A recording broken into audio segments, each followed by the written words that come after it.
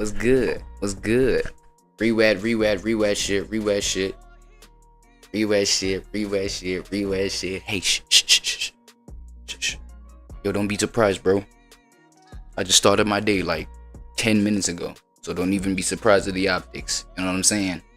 Here to kick it with y'all. Let me just give y'all this entertainment real quick, right? Yo, there is a little clip that I want to start off with. Don't even mind the echoes, bro. I'm not on my headphones. Y'all can see that I literally just got out of bed. I'm saying, I saw this little clip right here. I was like, what the fuck's going on? I went to go do my teeth right quick. Did the coffee right quick. I was like, yo, let me join the stream right quick. You know what I'm saying? And I'm gonna change in my normal dress code, like as y'all get into the stream, as we get into the stream. With that being said, what's good? What's going on, man? Yeah, the Capaholics little situation, bro. Y'all go ahead, eat this up. With me. Pause. You know what I'm saying?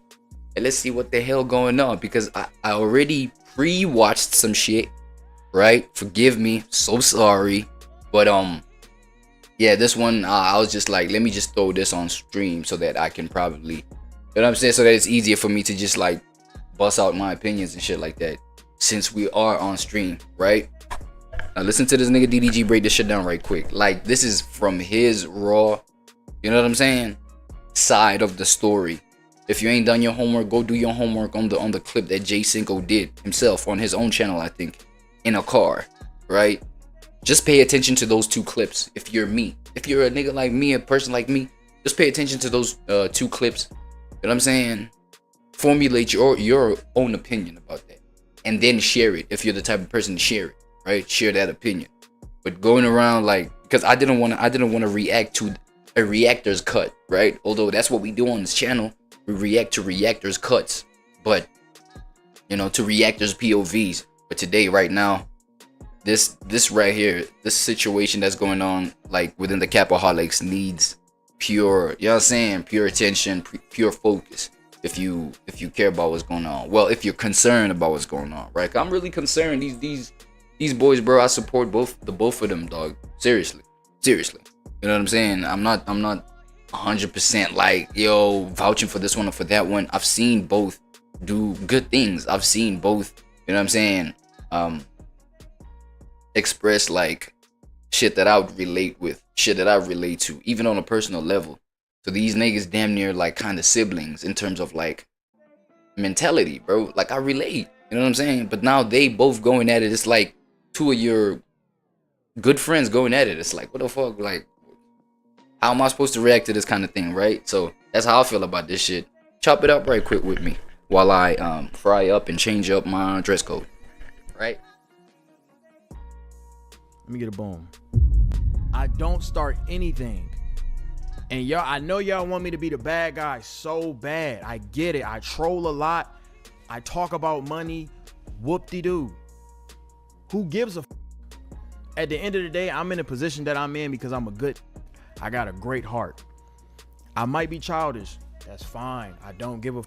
That's cool. I'm a childish. I'm a troll the f out of you. Like T.O. said a minute ago, me and T.O. got into it plenty of times.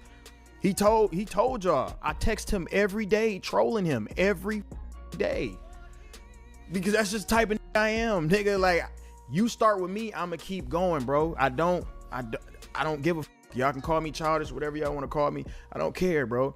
But I'm telling y'all to say this. I didn't start this with CINCO. He started it. So let me react to this video. Now, I just want y'all to know the reason why the title is CINCO the actress. Bro, this is an actress. I don't see how nobody can see through this, bro. They do it every time, bro. The nigga gonna start crying and doing all this extra every time. Every time, bro. Every time the nigga, the wants great PR so goddamn bad, he don't even really think like a real human, bro. And I know this because I've been cool with the, like, I've been cool with him and all this other. I never thought that we'd get to the point where gotta take this to the internet. I never been that type. But I don't even want to jump the gun and keep yapping. I want to react to this first, since he made this a business move to try to beef with me. All right, I gotta get mine too. So we're gonna react to it, and then I'm gonna explain everything, and I'm gonna show y'all one screenshot at the end. One screenshot. I'm not gonna sit here and go through our messages. Our group chat to me is sacred. I don't like exposing none of that. I don't. Because at the end of the day, we men. What we talk about in our group chat and what we talk about together, that's for the homies. That ain't got nothing to do with the internet and all these other folks. But I have to provide context because I'm not going to continue to let people paint me in this light like I'm Suge Knight or some shit. Right? I'm just this devil and I'm, oh, everyone. All these in here grown as if you going to let me sit here and if you gonna let me sit here and control you, you soft. We grown in this. Whoa. I can't tell my brother what to do. For real. I can't tell Deshae what to do. I can't tell T.O. what to do. I can't. This ain't my. This is our. But you tested niggas. To be honest, my brother's the head of this, bro. It's not even me. I just showed up. My brother put all this shit together. That got the house together. He worked with the meme house. And he put all this shit together, bro. That did everything, bro. This, if anything, bro, my brother can tell us what to do. It ain't me. I don't want to be the number one. I don't want to be, nigga, I'm number one in my head. You know what I'm saying? I'm number one to myself. I don't look at my homies and be like, oh, y'all ain't on my level. What? Like, why would you think I'm like that? Bro, I get offline. I didn't raid CINCO 20 times. I don't give a fuck if I got 20, 30,000 people in my shit. I'm raiding my homies every time. Don't I ask y'all all the time? I'm like, who on? It ain't never been a selfish bone in my body. If CINCO make $1 trillion tomorrow, that does not affect me. If this make it to the NFL, whatever he trying to do, that has nothing to do with me. I have my own life, bruh. Literally. So for y'all to think I'm envious of a, y'all got the wrong perception of me. And this, I've been getting perceived or perceived in the wrong light for the past 3 years. Like, I'm completely used to it at this point. But I'm not gonna let somebody that knows me, that had private conversations, we know each other business down to the core, get online and try to talk crazy about me. And on top of that, you trying to talk crazy about the whole group. Y'all gotta read between the lines. I'm finna react to this video though. And I'm gonna show y'all, bro. This the actress, bro. Like, he do it all the time, but I'm telling you, CINCO, you don't want to do this with me. You just don't. It's not good business. It's not smart. Let's see if this works. I'm not gonna be reading, man, cause y'all hear good? This ain't for no views. This ain't for none of that, bro. You know. We 6 seconds in. 6 seconds in. We 6 seconds in. Is it echo? Is it echo? All right, let me stop. Let me stop. We 6. See, I'm finna break this down. So, oh my God, we 6 seconds in. He lying already. Y'all gonna have to hear it off the speakers, bro.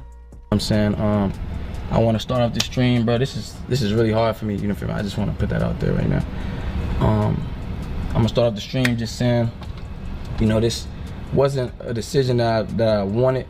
You know what I'm saying? This isn't some I was trying to do, because I seen a lot of. Mind y'all, I'm gonna let y'all know right now, bro. This is a script that I would never participate in. It's not a script. All right, this is real life. This is how this really acting. He said, I'm not doing it. Look at us. Make eye contact with us, CINCO. Come on. Narratives. People talking about it's because of my girl. Like, first of all, let's just nip that in the bud right there. I did auditions for Argue My Ball. What the does that have to do with anything? What does that have to do with anything? Somebody please explain to me what the my show has to do with anything, bro. Please. Can somebody please, bro? Please, please, please. I'm really trying to understand this, bro. We 34 seconds in. It ain't no way y'all believe this, bro. Really? All right. With my girl knew, like, she knows what entertainment is. She doesn't trip off shit. We have conversations. We have a very healthy relationship. You know what I'm saying? So that's never the case. Like, that's the last thing a nigga say. I don't even know why. I'm gonna just, bro, I'm gonna calm down. My bad. I never watched this video. I didn't watch no clips on purpose because I wanted to give y'all my raw reaction. You can tell it lying when he's sweating. Look at his underarms. sweating. He know he lying, bruh. Underarms wet as hell. He know he lying. People even trying to put her in the middle of this shit that has nothing to do with that. I see narrative saying that I want to be, I think I'm bigger than the program. Definitely it's not that, you know what I'm saying? I come from a place where I know ain't nothing bigger than the program. We know, brother. We know. We know. I am the program. You know what I'm saying? But the program can't work if other niggas think they bigger than the program. You know what I'm saying? And I'm not gonna say any names, you feel me? Cause that's not what I'm here for. I'm just gonna kind of like. That's like me saying, I ain't gonna say no names, but I'm gonna explain everything that pertains to the name. Mind you, I'm putting this out later on. I'm not buying no, I ain't even finna, see, I don't even want to troll because I already know how to go.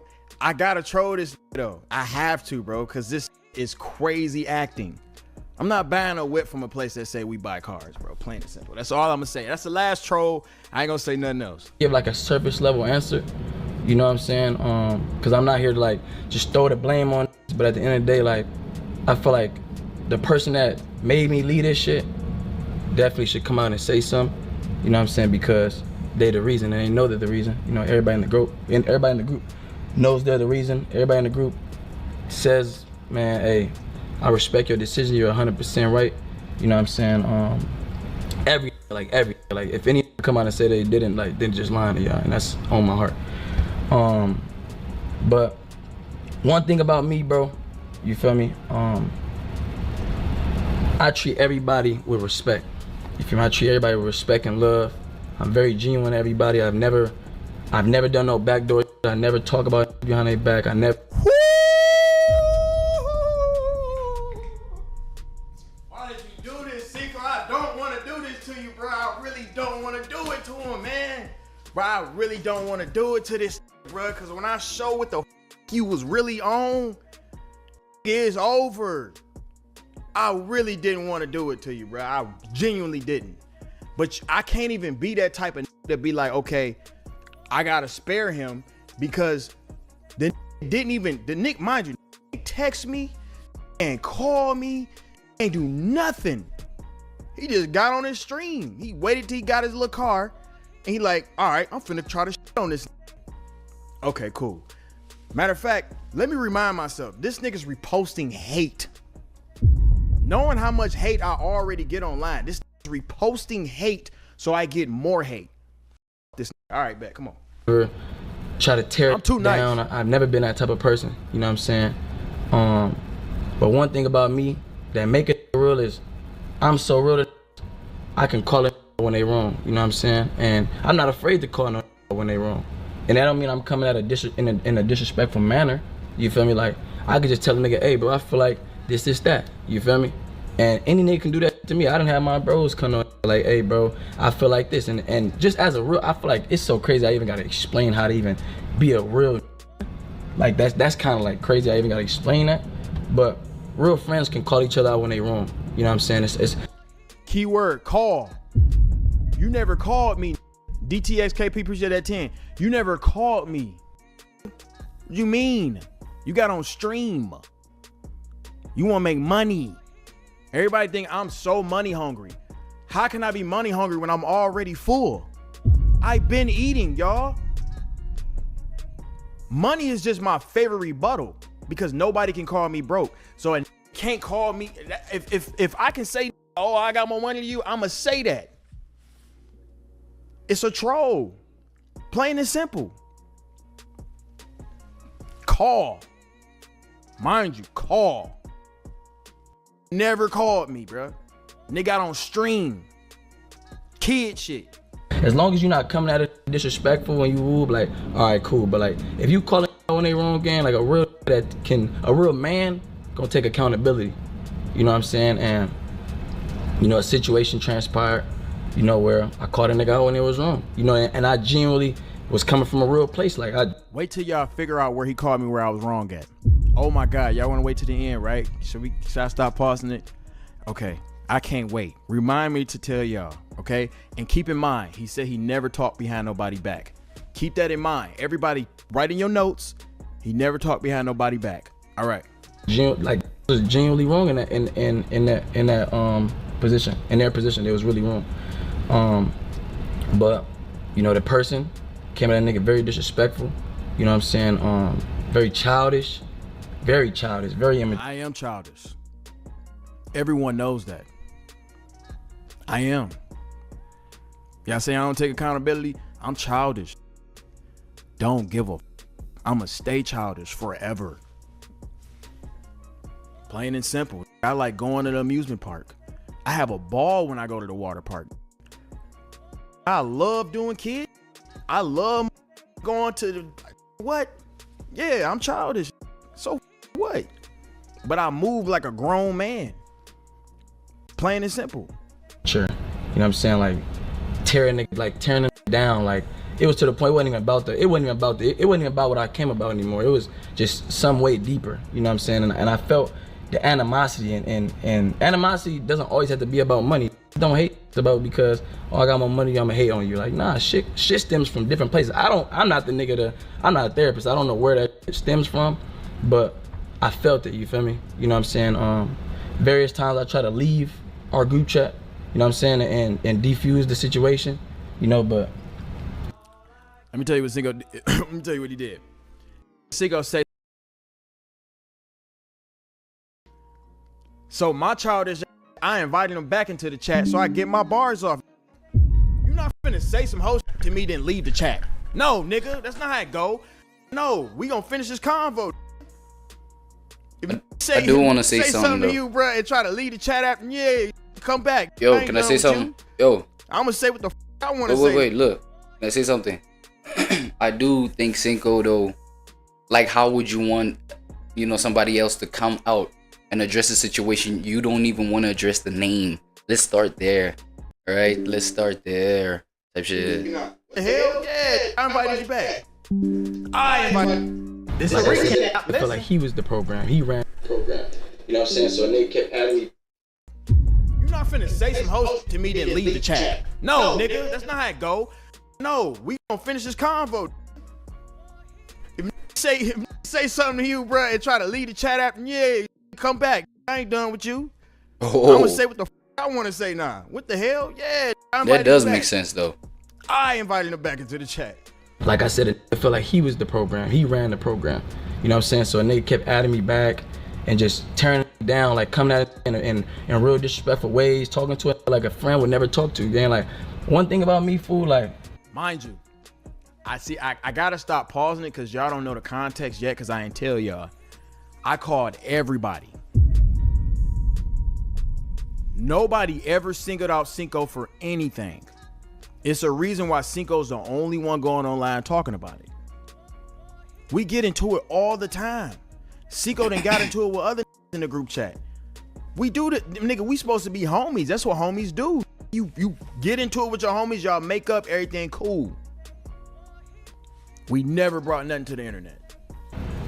If I take shit very serious as far as like signs, you feel me? Like if how I talk to you shows you how much they value you. You know what I'm saying? Like if my cameraman right here, like if I tell it, like if we talk about something, we get into it, like that goes for anybody. Like if anybody get into it with they bros, y'all kind of like know what to say as far as like, let me keep that shit up here. You feel me? Because I don't want to go below the belt. I only said one whole thing, and I'm gonna tell y'all why I said it at the end. Matter of fact, I don't even want that clip. I'm gonna tell you, I'm gonna re-explain this at the end so y'all can get the context, because I know how I'm gonna try to clip out of. I said one thing that was some whole, and I admit it. One thing that I said. What you say? But I had a great reason for saying that. Good reason. I'm gonna tell y'all in a minute. Because I know I can't come back from that. You know what I'm saying? And when it go below the belt and beyond, and it's just like beyond that though, like beyond that, fool, like beyond that, bro. You know what I'm saying? Where I feel like, mind you, this happened once before, but I let it go, you know what I'm saying? Because, you know what I'm saying, the person came to me and was like, oh, I'm sorry, I apologize. Alright, fuck it. I did mention the fact that I pre-watched this, right? I pre-watched this video by CINCO, right? What I got from it is disrespect. You know what I'm saying? let me just let me just come up with what I got from this. So I got disrespect, bro, and with what I heard, like in his list of priorities, you know what I'm saying, like things that he puts first, things that come first to him over another. I wouldn't say he's like anti, yeah, let's build, let's make business, let's kick it, blah blah blah. But I feel like when his respect is trampled upon, you know what I'm saying, that's when he gets to just putting that distance. You know what I'm saying? That's what I got from CINCO and his opinion, shit like that, right? From this video in the car.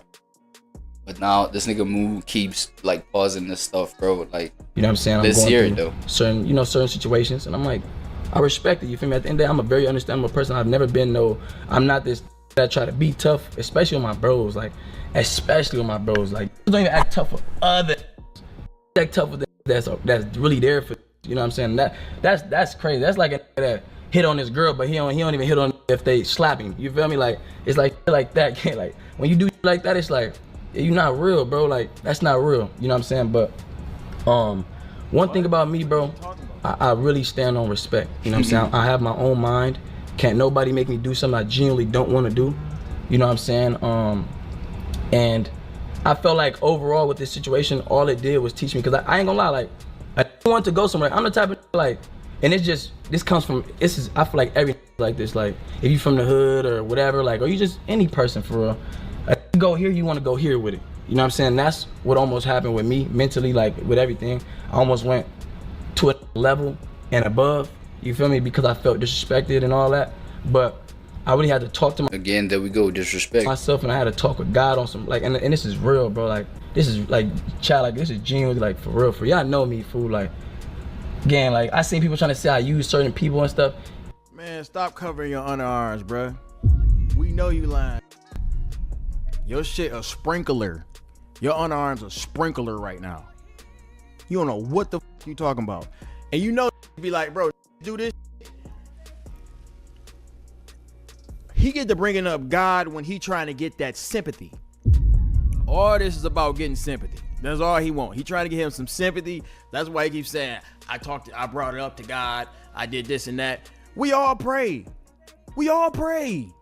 We all believe in God in this house. God ain't. Not everybody prays now. That's not a fact. But hey, to each their own, right? To each their own. Got nothing to do with you doing what you did. You didn't have to leave no group. You made that choice on your own, bro. This literally, he chose to do this. It was never this deep. It's obviously a hidden agenda, bro. I can't even really, let me shut up, because I can't even really get into it. It's just so much shit he lying about. I keep pausing it, but I'm gonna just let it play, bro. Because, like, bro, what, bro? I don't use nobody, gang. If anything, gang, the reason why I would stay so long with a motherfucker and then I leave is because it's like, a nigga can only endure so much, bro. Like, a nigga can only take so much food. A nigga can only take so much disrespect, bro. You feel me? And it's like, and one thing about me, bro, like, I always try to just, and even with this group, even our group, gang, like, that Capaholic gang, like, you feel me? I love every nigga in that motherfucker. You feel me? Well, almost every nigga. I love almost every nigga in that motherfucker. Damn, that quick, bro? Nigga getting 2 arguments. Now all of a sudden, you don't with me at all? Crazy. Wow. I wouldn't have said that about you. Feel it though. All right. You feel me? I still wish the best for every, for sure.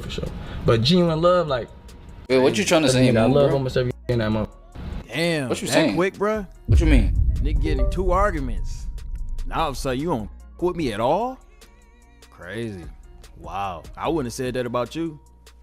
Bro, nigga ain't even mention you, You though. feel me? I still wish the best for every, for sure. But genuine love, like, I love almost every in that group. You know what I'm saying? But even that group, like, it's not a real group, bro. Like, that ain't real. See, I would never say that about him. And the fact that he can get online and say that about me instantly. When I tell you how petty this argument is, y'all gonna be like, bro, are you serious? The fact that he can say that about that nigga ain't really with me anyway. He was never my real homie. That's clear as day. So y'all was pretending to be fucking with one another whole time. Nah, that's crazy work. Nah. You don't do that. That's crazy. Bro, me and my brother, bro, we literally, me and T.O. got in real fights. And I'm talking about me and T.O. didn't hit below the belt so crazy. I love that. I will murder a over T.O., bro. That's family. It don't matter if something would have happened right after me and T.O. got into it.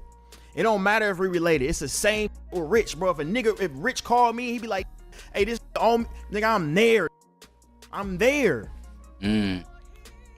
I would never say, oh, I don't fuck with this no more off of argument, bro. That shit is lame.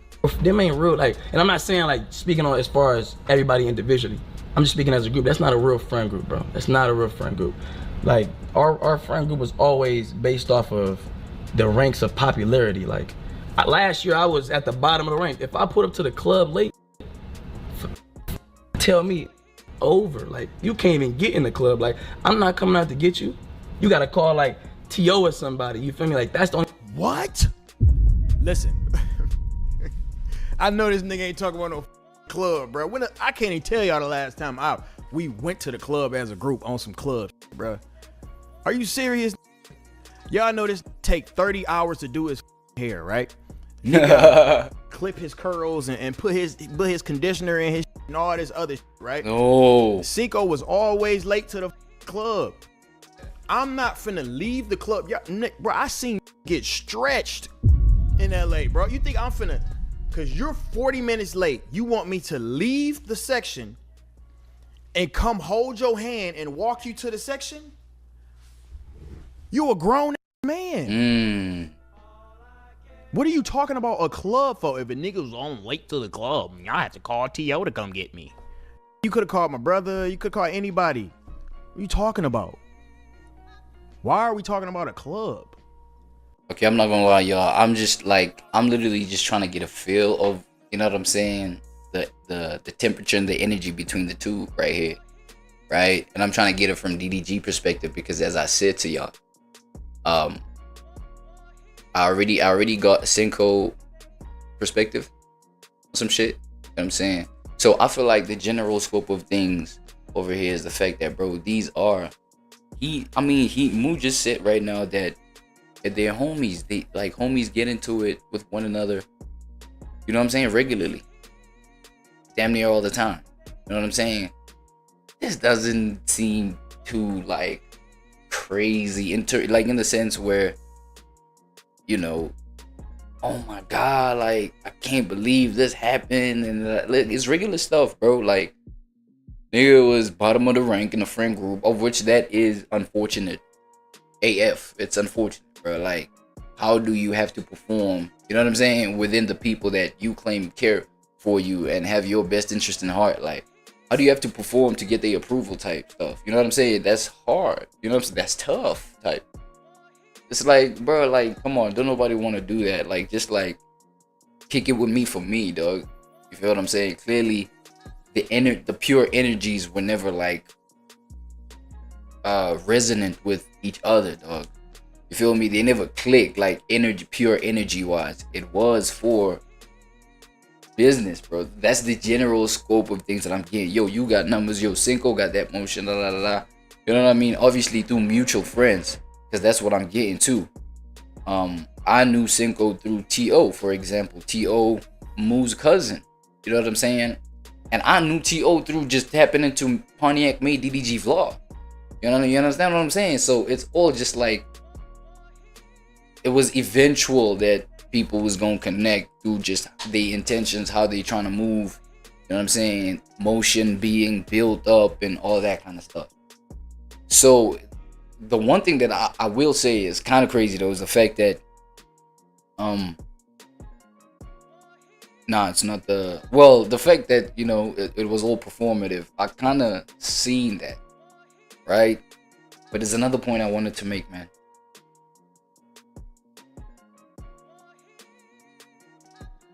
Man, I think it's the fact that, you know, this nigga really, you know, had this side towards CINCO where it's like, I'm not even going, you know what I'm saying, gonna get you from where you may be at, where you may need my help type shit, aka at the club, you know what I'm saying? Now they gotta go get TO. But you see, the TO and CINCO connection, that one was really strong. I mean, this nigga CINCO shared a whole lot about how him and TO went through it, blah blah. As I told y'all, I knew CINCO through TO. You know what I'm saying? And it was a similar situations. It was a similar situation like this one right here, right? Where it was the whole Zuda thing. It was Baby Rich and TO. It was tight over this nigga move, bro. Cause this nigga, he literally bought those dudes out. I think it was to Vegas, right? They get there just so that he could break down the news that I ain't trying to push y'all no more, blah, blah, like something along those lines. You know, with the Zuda record label, but like, man, I ain't trying to push y'all no more. Y'all don't put no effort of y'all own. You know what I'm saying? Like into things and shit like that. And I think to a certain degree, me breaking that, because it was a vlog where he was breaking that down to TO and Baby Rich. Well, they both went on to be like mad at Moo and and then they came back cool eventually through time, right? But the whole thing is that I feel like the energy around DDG, bro, is like, you do gotta perform for your spot. You know what I'm saying? You do have to perform for your spot within his circle. I think that's the point I'm trying to make. It is kind of crazy that you gotta, and because you know what I'm saying, these kind of things, they get dressed up as, nah, I am the genuine one. I do put y'all on, bro. I am genuine with my intentions, you know, with y'all. It's to me right now, it's giving, that's just what it's dressed up as. Whereas like, yo, you do gotta, like, really genuinely through what CINCO is explaining though, you do gotta perform for your spot, nigga.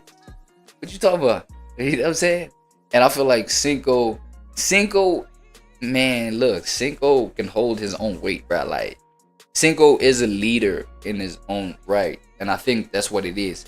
CINCO realizes his talent and way he can perform the best and how he can perform the best, right? But then he chooses to take control of that. That's another thing I'm getting. CINCO chooses to take control of that instead of like, now that you are able to perform, now you can join the group, be with us then. But then you see what I'm saying? It's like you have to hear from someone else to come be with us. Oh shit, you stranded there downstairs by the club. I won't even come get you. I won't even make the connect so that you can smoothly just come through. And I'll just get TO to go get you. You know what I'm saying? It's like, but dog, like, I'm performative, nigga. Like, I can hold my own weight, blah, blah. So obviously, this nigga CINCO was gonna get to the eventual decision to be like, man, I'm just gonna go do my own thing, right? Here's another thing that confused me about like the breakdown, CINCO's breakdown, is the fact that, okay, number one, I did mention the fact that he don't want to mention Moo by name, but he wants this person to come out. Yo, come out and be honest about blah, blah, blah, right? But you don't mention the name, right? That's crazy. You feel me? If we trying to be real about stuff. And another thing, Moo did mention you didn't call him, right? You went straight on stream to come and address things, and yet, you know what I mean, I don't want to mess, well, you did say you don't want to mess niggas' blessings up. That's why you don't want to, you know, mention names or blah blah blah, be too messy about stuff when you're addressing these things. But if you want to be real, dog, if you want to be like genuine about like what's going on, you're gonna have to, number one, address, you know, DDG himself, bro, instead of coming on stream, right? That does raise eyebrows. You feel me? And number two, is that what I just said? My bad, y'all. I'm fried. I loved it though. Loved it. I guess let me wrap it up with this. Yeah, address the nigga by name, right? And let's see what you're really talking about. Yeah. But I guess that is balanced out by the fact that number one, Moo just admitted y'all not real homies. Y'all was never real homies. But then number two, this is regular, just like competitor conflict. You know what I'm saying? This is just like niggas that was spending time with one another on a regular basis, just bumping heads a little bit. Fortunately, they get to learn from this and get to learn how to like treat people around them better. You know what I'm saying? From each part, so that the rest of the Capaholics that's remaining, you know what I'm saying, points are not proven through them So AKA, let's not see that CINCO was right through how other members in the Capaholics is treated, or let's not find out that DDG was the one that's right. You know what I'm saying? That, you know, through how maybe, let's say, relationships with other members in the Capaholics being straight, and you was the one really tripping out, CINCO, and victimizing yourself or whatever. So that's just like, you know, my whole shtick on this whole thing, bro. Let me see what's going on. Like, I just wanted to give my whole breakdown because, you know what I'm saying, this is a long ass video. It's 2 hours damn near, so I'm not gonna stick around that long. But let's hear Moo's side. I don't want your money. I want you to Why be you walking here. away? You know what I'm saying? I want you to genuinely respect. Why this nigga Moo walking away? Oh, he getting the pillow. That's what I thought. What you going to doing? the house, I'm finna make millions. Man, this nigga crashing, bro. This nigga trying to sleep. Look at this guy, bro. I'm trying to hear his side of the story. This nigga want to go to sleep. Man, what's going on with this broer, bruh? Get up, nigga. What's going on? Nah, bro. Man. You could just, like, y'all don't gotta like each other. See volume 35. It's business, bro. Like, think about the business, man. The business, bro. Business, bro. That's not what I signed. If I saw about Man, I business, saw CINCO's thing, man. Just Nothing. talk. but that ain't me, How though, you feel bro. about it? You know what I'm saying? I feel like, You know what? I feel like this nigga gotta just summarize his POV at this point, bro. Come on. Just hear it, bro. Summarize your Brotherly POV. advice of Yeah, let's go. streaming. Move on. Damn, Do okay. different content. Damn, okay. Stop talking about me. and it's nothing they could do about that, bro. Cause if they don't got God on their side, bro. They don't, gang. Niggas think there's money, everything, gang. The dollar don't have no soul, no none, gang. You wanna see a nigga real hard, you wanna see it, give him some money, gang. Give him some money, gang. They gonna show you exactly who they is with that dollar, gang. You feel me?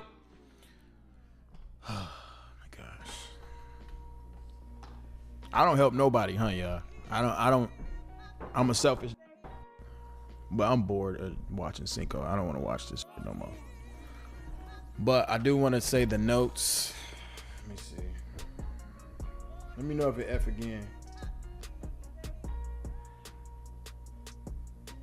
Okay. Guess that's it then.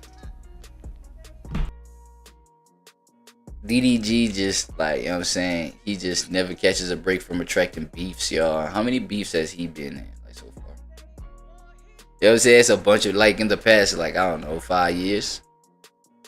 This nigga just keeps attracting beef.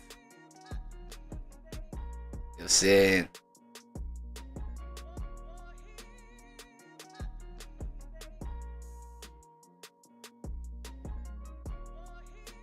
This is not it. That's it. Alright, let's see. Need to put into your craft is gonna be hard. It's gonna be Oh yeah. We start this from the beginning. It's another one I was like, yo, let me just throw it. It's another one I was like, yo, let me just throw it on the stream, bro. Even though I just like watched it, man. This was just like, you know, I feel like when it comes to things where we can all learn, bro. You know what I'm saying? As this generation's men, right? Because look at the title, bro. The pleasure epidemic is ruining a generation of men. So clearly, if you know, you know. Do your homework on Ty Boogie, right? Ty Boogie podcast. Do your homework on Ty Boogie podcast. He's clearly part of the, I'd say, introductory phase of Gen Z. He was like the gate, like at the gate. You know what I'm saying? When Gen Z was getting, you know what I mean? Figure it out, man. Like, do your homework. But he's definitely part of the Gen Z generation, I would say. You feel me? So whatever he's talking about, he's literally talking about, you know, our generation right here. Facts. You know what I mean? So if I see that there's anything that we can all benefit from and learn from in terms of anything that's concerning people like myself, I'm gonna put it up. I'm gonna, you know, watching it or pre-watching it, I'm gonna just probably catch the vibe from there, and then before it hits halfway, I'm like, nah, dog, I gotta put it up on stream because this is value, right? Let's go. You have to get yourself together. I know personally, I'm not trying to seriously date anyone right now because I know for a fact I am not the best version of myself. I have troubles with like being alone and stuff. You know what I'm saying? I hate like being by myself. Going day by day, repeating yesterday is the easiest way to live. Just repeating patterns that become the norm, like smoking after work, watching X-rated videos before you go to sleep, drinking on the weekends with your friends, and then going back to work on Monday. Questioning why these are your patterns is kind of uncomfortable. So if you ever asked yourself, why is somebody 50, 60 years old and is still at that job that they hate, or they're still not living the life that they wanted? Well, that's why. People don't like to question why do they do the things that they do. They just do them. And it becomes so normal that they do it for years. And then next you know, they look up and they say, dang, where did the time go? You got so stuck in your norm. But this understanding of self is where your true growth is at. It's when you ask why. So before we get into that, at the end of this video, I have a gem for everybody that wants to start like a business or something like that. It's a business that I'm getting ready to get into. I don't have all the knowledge on it, but I do want to put you guys onto it instead of waiting until I'm super successful at it and everybody else is doing it. So stick around to the end of the video because I'm gonna give that bonus to you guys. But with that being said, let's talk about something that men usually do not talk about. I have troubles with like being alone and stuff. You know what I'm saying? I hate like being by myself. Talk about it. Break it down. Me too, man. And I'm trying to figure it out though every day. Whoa. That's deep. Is that better than feeling alone surrounded by people? I don't know. Because sometimes I feel the loneliest when I'm around people who I feel like don't have my best interest at heart. And I'd rather be by myself than be with them. I got you, man. Yeah. It's cool, bro. It's okay, man. Man, what's with this vocal on this background music on here, bro? It's confusing. Like we all in this together, bro. Like. The thing I wish the men specifically talked more about is how we seek comfort in cages. And I know I'm going to lose a lot of you to this video, but I want you to stick around and understand and listen to what I'm going to tell you. See, as men, we've learned to survive by controlling what we can. Gym obsession, ghosting, being your meat, right? These things give us the illusion of control, right? They don't ask us questions. They don't ask us to be vulnerable. They don't disappoint us, right? But they don't give back what they take either. We call them outlets, but over time, what do they become? They become our identities. They become our personalities, right? Not joy, not healing, but habits dressed up as a personality. This is what happens when coping feels like control. Because let's keep it real.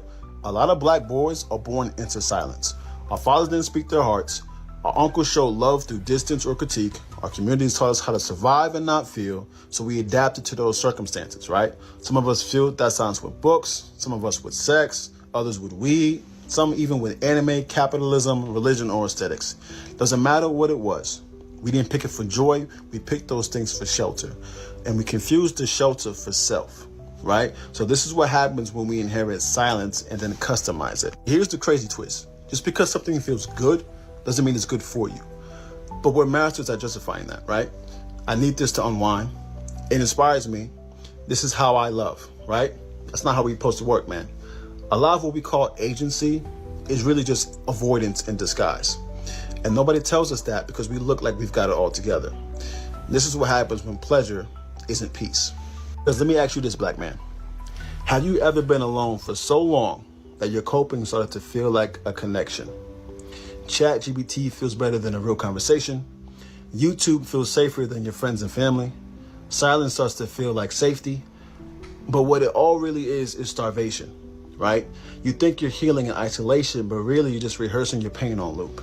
This is what happens when isolation tricks you into thinking that you're okay. And the wild part about all this is the world rewards our numbness to a degree, right? You stay quiet, they call you stoic.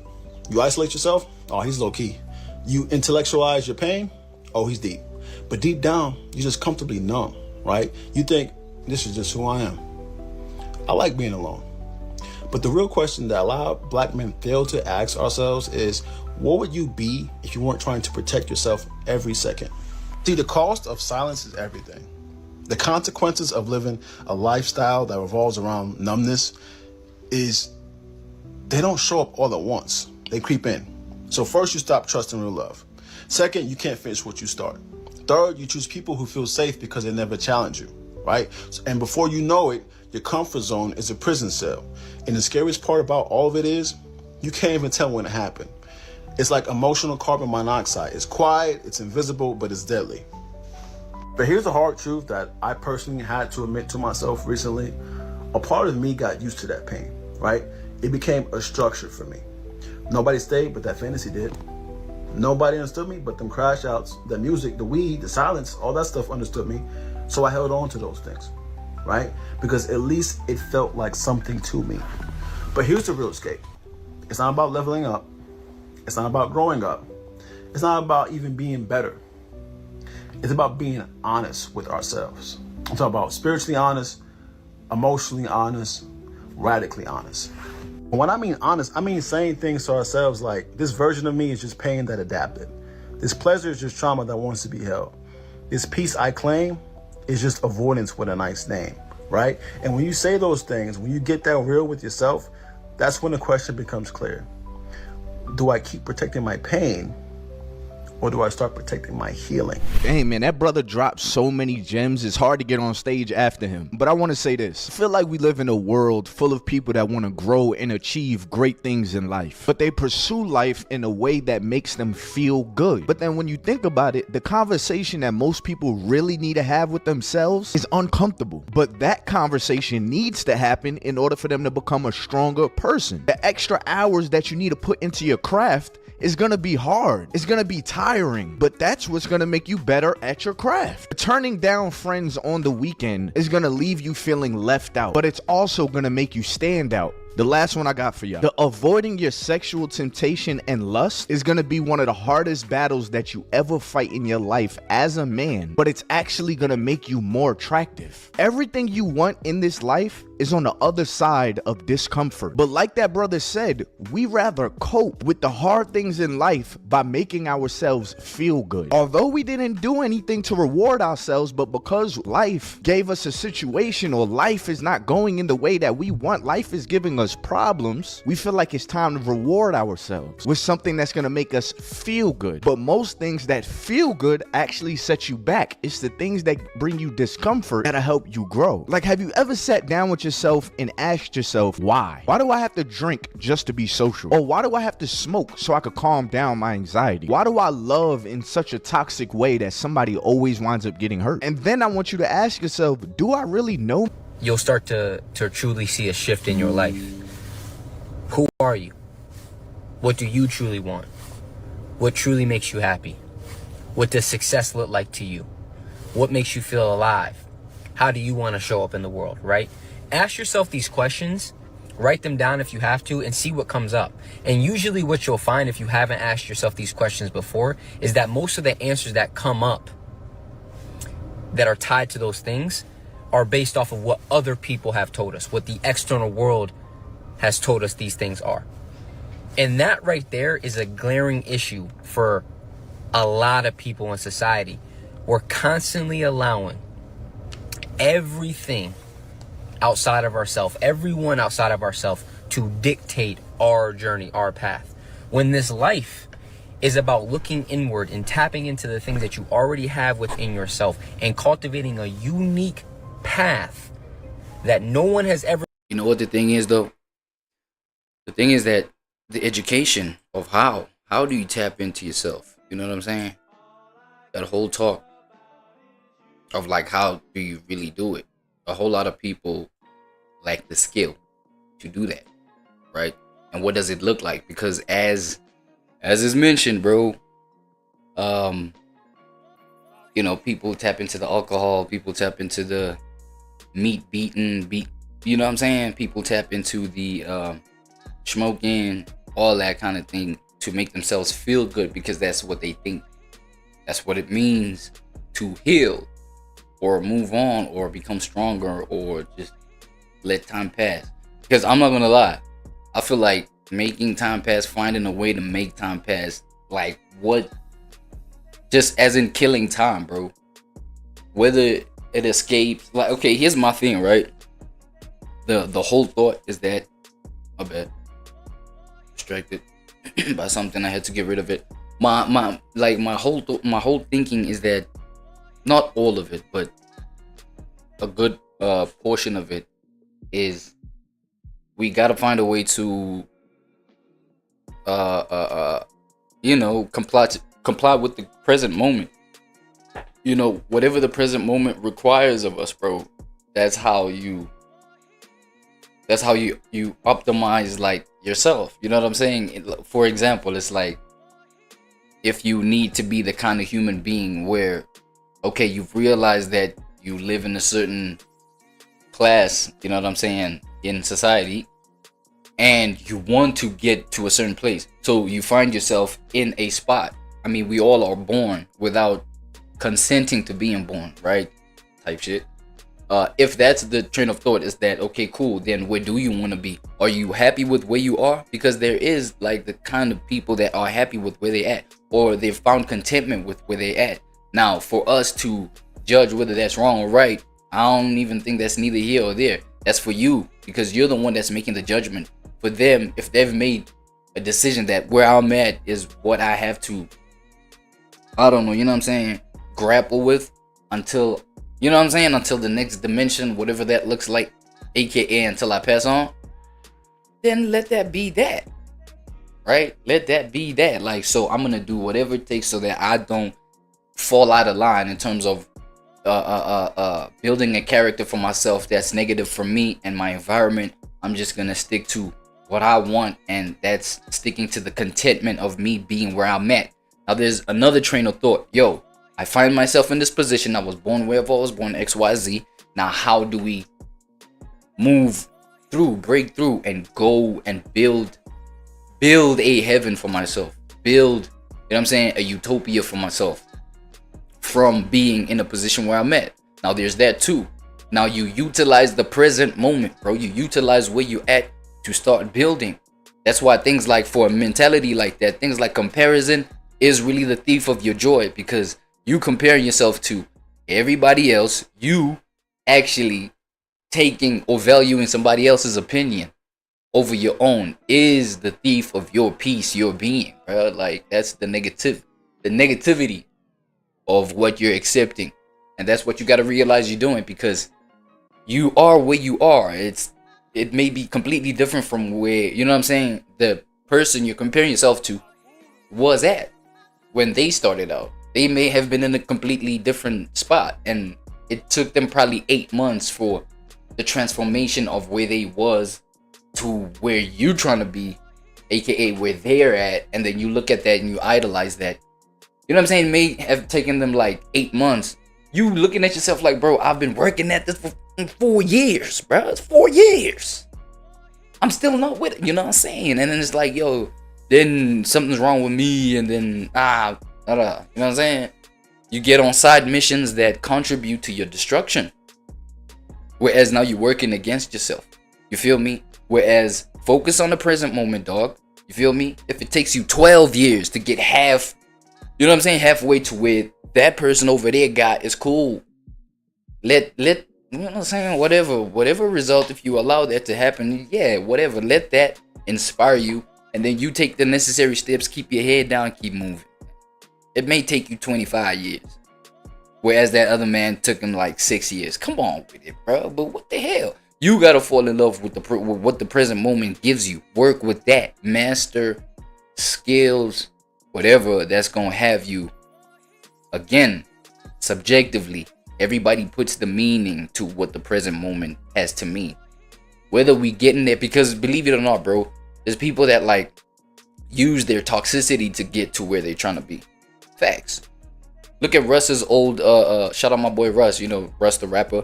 Shout out him, bro. He's exposed the fact that, bro, he used to like just have this negative self-talk, you know.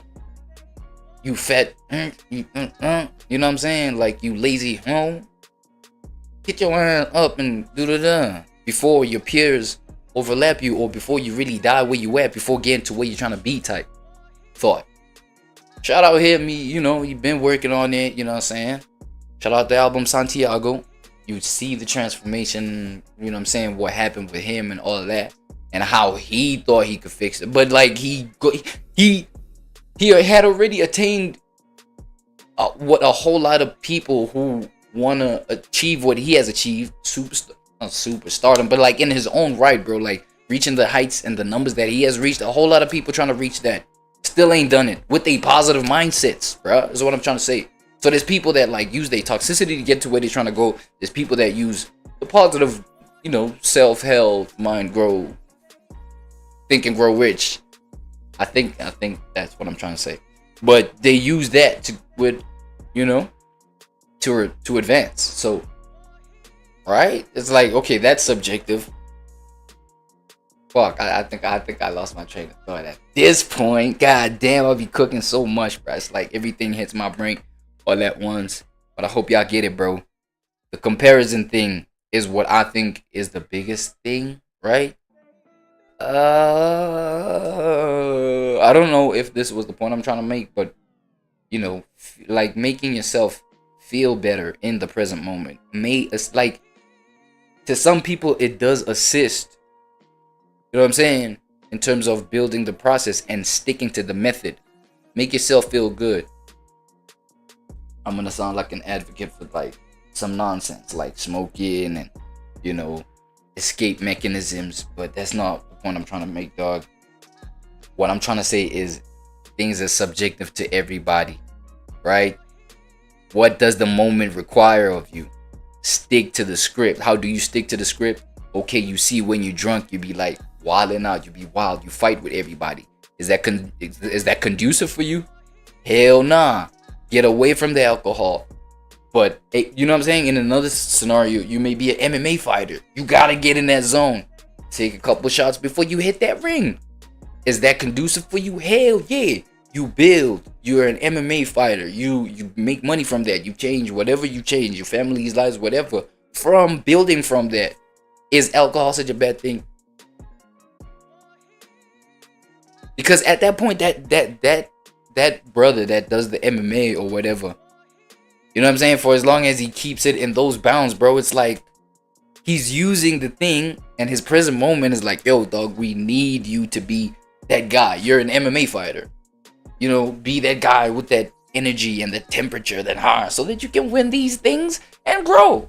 Versus, bro, you're a corporate whatever, blah, blah, blah. You're in, you know, the legal fraternity. You just keep sipping, like, because of the pressures of your environment. It's like, for you, it doesn't make, bro, use your brains is what I'm trying to say. This generation does not use their brain. I think that's the point of my thing. And now I'm just yapping. My bad. Never seen before because you're a one of one.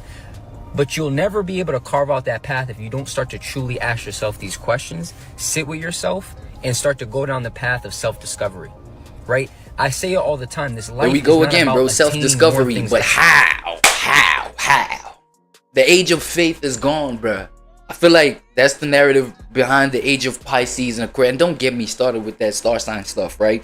If you don't believe it, blah, it's not about belief in it. It's about using the tool to try and understand my environment, right? So aka the talk of like the age of Pisces, oh, it's about having the faith, bro. You know what I'm saying? You just self-discovery. Like, self-discovery is such a vague term.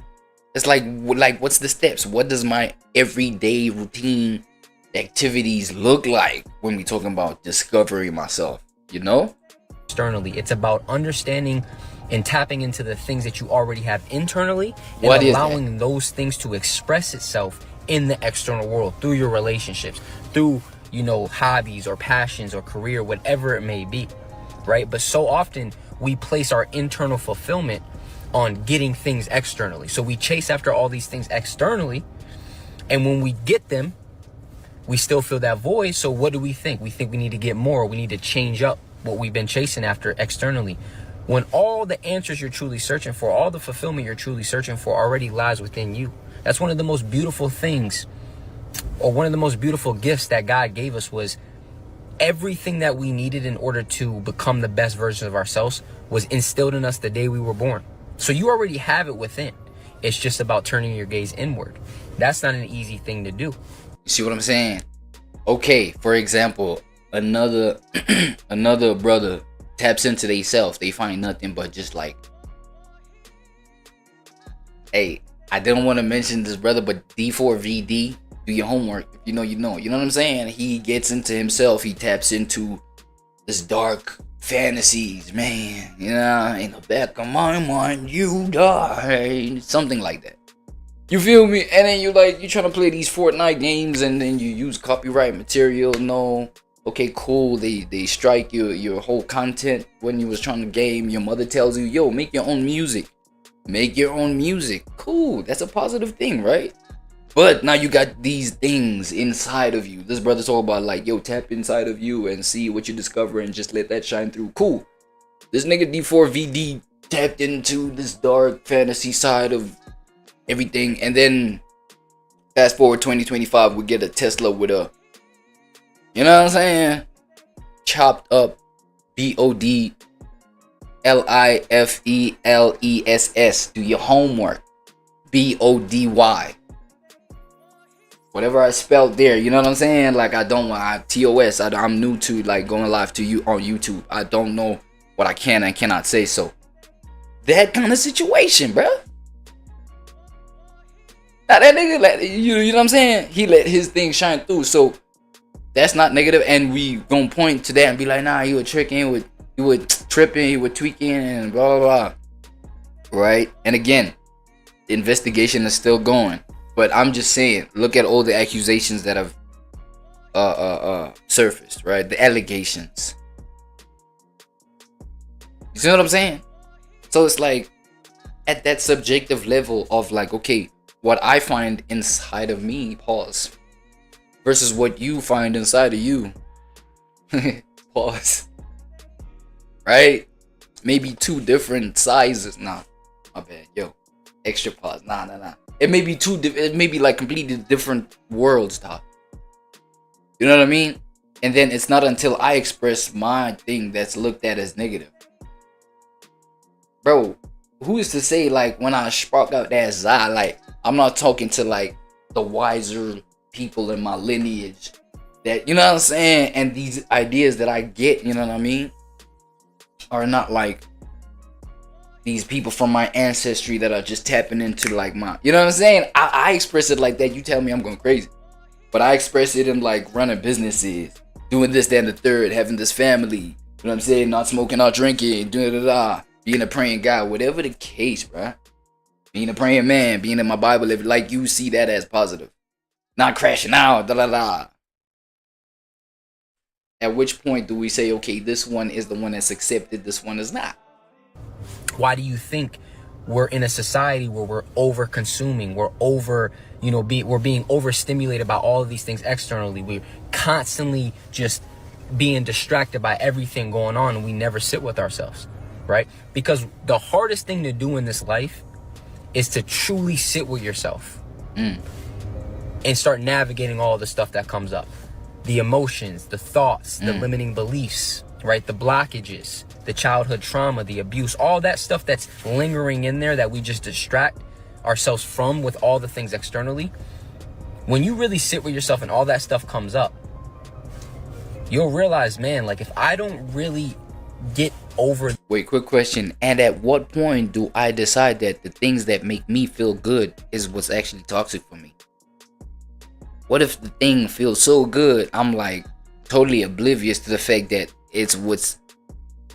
Man, let me not go there, right? For this stuff. Let me not confuse the young ones. I'm never going to be truly living for myself. And I know I'm going on a tangent here, but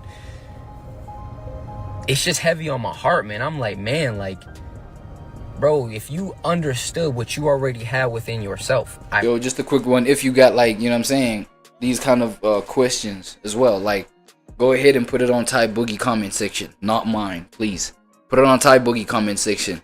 Let's see what's going on. I promise you, you would not be searching for... Go ahead. Like Ty Boogie video right here. Not mine. Don't like mine. Like his. All of these things in the external world, you would realize it's already here. There's a quote that says, the treasure you seek lies in the cave you fear. If you really, really get to the root of what majority of us truly fear, it has more to do with the stuff that we have within here rather than it does fearing things of the external world. Like, and it's so true. The treasure you seek lies in the cave you fear. How many of us truly fear ourselves? Truly fear what we have within ourselves. You know? see this part of your journey where you feel alone or you crave genuine connections, it's meant for you for the hell? This nigga Ty Lil got into it with Reggie, and now he's like doing the self-discovery. What? Is this Ty Lil, bro? This Ty Lil, bro. What a face you see, the more time that you spend with yourself, the more you learn about yourself and the things that you like or the people that you want to be around. Because I would never want to be around people who aren't genuine like me, who don't think the same like. I think you talking about Reggie here? Nah, but to think about it, this man has gotten into it with a number of people. You know, a few.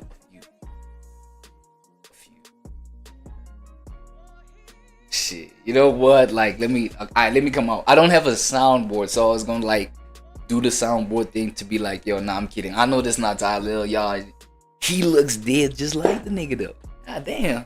So you know what I'm saying? And this homie right here, like talking about what he's talking about, it connects with what. Man, let me shout out the Clover boys, dog. Blessings and positive energy to the boys, man. That's it. That's all. Love y'all boys, bro. We don't want to see y'all. You know what I'm saying? Like me, or even love the same. I used to hate solitude so much. Man, you look like that nigga. I hated being lonely. But I've learned so much within myself was, about what I like to do and the type of people I like to be around. Making it seem so don't hate solitude, bro. Learn and grow from it. Learn to figure out what you like about yourself and what you hate about yourself so you can change that. You should never be in solitude and start hating yourself more. You should be in solitude and learn things about yourself. That's what I'm saying. Being in solitude and loving the process. Being in solitude and enjoying the process. You know what I'm saying? I feel like the main thing is that whoever looks at your solitude in negativity, because the thing is, however your solitude looks like may look negative to someone else. Now, doesn't mean you got to stop that just because they judging it. No, that was my point with like, keep your head down. You keep the steps that you got going on, because the solitude may feel beautiful. It may look like you being by yourself every day, bro. You don't need, you know, the whole, nah, just keep your circle small. Keep those 2-3 friends. Man, what if I don't like messing with people like that? You know what I'm saying? So I can spend spans of time that like stretch to like 3 months on end, just being by myself. And then just like, you know, break that off with just a weekend of going to see who, whatever. But then, you know what I'm saying? That may feel great to me. You feel me? Things that you like to do, people that you like to be around, and the type of people that you want to get away from. Damn, I'm getting chills just making this video because I know even if this doesn't hit everybody. Look, man, with all of these distractions like scrolling on your phone on Instagram, seeing the shade room, seeing what's going on in politics and the government and race battles, it's really hard to take a minute to just learn who you are. Not who you used to be, but who you are now. Because your mind is too busy learning the toxic world. And with all of the expectations and people telling you what you should dream of, it's hard to know what do you actually want out of life, because the world keeps telling you what you should want out of life. And for the most part, a lot of the things that you think you want in life, somebody told you that you should want that in life so it could benefit them. People always tell me, yo, you're wise beyond your years. And I always ask, like, how? Like, why? Although I love that compliment and I appreciate that compliment, I don't think I'm special at all. All I've done is discover self. Outside of what everybody else says, outside of this body that I'm living in, I've discovered how I think, how I feel, why I do what I do. And that helps me understand other people and why they do what they do. But the older I get, the more I'm realizing, dang, that's it. People have not spent time understanding self. They have just been operating and spinning the wheels for years, never really pausing to ask themselves the why. Why am I like this? Why is this what I look forward to? Why are these the things I do on the weekends? Why is these the people that I hang out with? Why? Instead, they just do. This video right here is to encourage you to stop and just reevaluate yourself. Not who you were, not who you want to be one day, not who the world says you are or what the world wants you to be. Who are you right now and why? The best advice that I've been given in 2025 thus far is this. You cannot defeat a mental problem with your mental. You have to defeat it with your body. You have to move your body. You got to make sure that at all times you're pushing the needle, because this is what happens. You catch yourself thinking that you can outsmart yourself. And you can't. But you can 100% outwork yourself for sure. You can definitely get up and take a walk. You can definitely get up and lift some weights. You can definitely put pen to paper, fingers to keyboard, whatever it is. You are 100% capable of pushing the needle even when you're thinking negatively. I have negative thoughts all the time. I catch myself sitting in the mirror having full-blown conversations with my younger self, telling my younger self that I'm doing good, I'm doing bad, this is what you did well, this is what you're not doing well, this is how you're going to fix it, this is the aim, this is the goals. And that's sitting there in my mental. Yeah, that's good, but that also got to be action. You feel me? That also got to be work. So don't come up with the solution and then don't approach the solution with the steps. You feel me? You have to get yourself together. I know personally, I'm not trying to seriously date anyone right now because I know for a fact I am not the best version of myself. And don't get me wrong, I don't want to get caught up in trying to be the best version of myself to where I don't find the love of my life. Yeah, right. You know, the woman I want to marry. But at the same time, I know I could be so much better. And it's knowing that you could be so much better, you have to be able to kind of say, okay, well, this good right now, and she's a pretty woman, and she's everything that you need. But it's not the time right now. It's that threshold you want to get yourself to before you even think about trying to jump into that. It gives you the confidence. Man, I really appreciate all the positive minds and growth-minded people on my page. Like sometimes I'm in comments on TikTok, I'm in comments on other people's YouTube page, and I really just feel like, yo, we're in a lost world. But when I look in my comment section, when I look at the people that are having real life discussions in my comments, I'm just so appreciative that I've found my side of the internet, like, or y'all found me, whatever. Like, I'm just glad we found each other, because I've said this before, I feel like the internet is full of people that have experienced trauma and now they're teaching their trauma. Everybody experiences trauma, but you should not teach through your trauma. Like, that's why we have the Myron Gaines, the Shara Sevens, all of this him against her, her against him type of narratives. But healing yourself is not just putting a band-aid over whatever happened to you. No, it's getting a different understanding on why that just happened. Because when something initially happens, when you get punched in the face, it's like, damn, ooh, that hurts. But once you understand why, oh, it's because I didn't put my guard up. It makes you feel better about the situation instead of just telling. It's either, oh, it's because I didn't put my guard up, or it's because I was running my mouth a little too hard. I gotta catch yourselves out, you know, about that one too. You know, just because also there's a lack of self accountability. Because I was, you know what I'm saying, because I was out of pocket. How about that one? Telling yourself, dang, I got punched in the face because I suck at fighting. I got punched in the face. I should just stop fighting. This must not be for me. No, this is a time for growth. See, once you know the why in life, things become unfoggy. For an example, the way I perceive death is kind of crazy to most people. Not saying that I'm not somebody that's extremely sad when somebody dies. It's just the way I have explained death to myself makes me feel better about death. Why? Because I know it's something that I'm gonna have to experience one day, whether it's somebody I love or that's what everybody got to do. The way I perceive death, for an I think it was within the points that I was trying to make, like right now. You know what I'm saying? Like the fact that everything be subjective. You know what I mean? It's about what the current moment requires of you personally. You understand what I'm saying? You master that part of yourself, bro. I feel like you don't even need the rest. You don't even need that validation from the rest of the world type shit. You know what I'm saying? You don't even need like groups and friend groups for survival. You do that shit for fun, bro. You do that shit just to experience another part of life, but it's not like the necessity for your life to go on. You know what I'm saying? And that happens by mastering like just like what your present moment, like, you know, requires of you. Whether to feel good, whether to remain responsible, whether to keep yourself accountable. You know what I'm saying? Because it's now like, AKA homie right here found a way of what DEATH, death, is supposed to mean for him. Right? So that he can move on with this life, knowing that an aspect of this life, which is what's inevitably gonna happen with everybody, death, right?